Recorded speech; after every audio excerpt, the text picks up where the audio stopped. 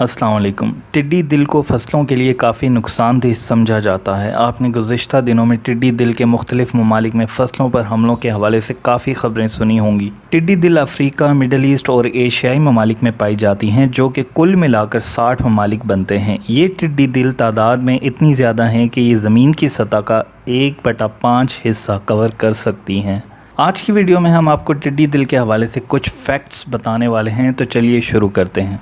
Number 1, टिड्डी दिल का झुंड। एक टिड्डी दिल के झुंड में टिड्डियों की तादाद 8 करोड़ तक होती है। आलमी इदारा बराए खुराक और ज़राअत के मुताबिक टिड्डी दिल का एक झुंड इतनी फसल या काश्त को तबाह कर सकता है जो 2500 लोगों के लिए एक साल के लिए काफ़ी हो।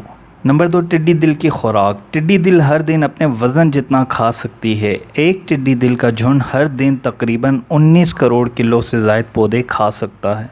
नंबर 3, टिड्डी दिल के खाने की किल्लत। जब इन टिड्डियों को खाने के लिए फसलें या पौधे ना मिलें तो ये एक दूसरे को खा जाती हैं। नंबर 4, टिड्डी दिल और उनकी उड़ान। टिड्डी दिल उड़ने में काफ़ी तेज़ होती हैं। नेशनल जियोग्राफी के मुताबिक 1954 में टिड्डी दिल के एक झुंड ने शुमाल मगरबी अफ्रीका से बरतानिया तक का सफ़र किया था।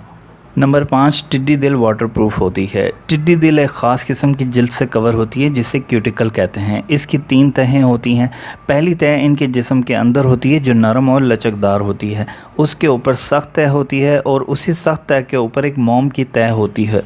यही मोम की तह इनकी जिल्द को वाटर प्रूफ बनाती है। तभी इन्हें मारने वाली अद्वियात को तेल में मिक्स करके इन पर स्प्रे किया जाता है।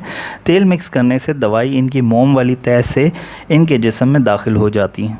नंबर 6, टिड्डी दिल की ज़िंदगी 8 हफ्ते होती है। नंबर 7, टिड्डी दिल के अंडे।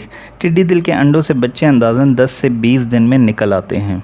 नंबर 8, टिड्डी दिल और दिल की बीमारियां या दिल का कैंसर।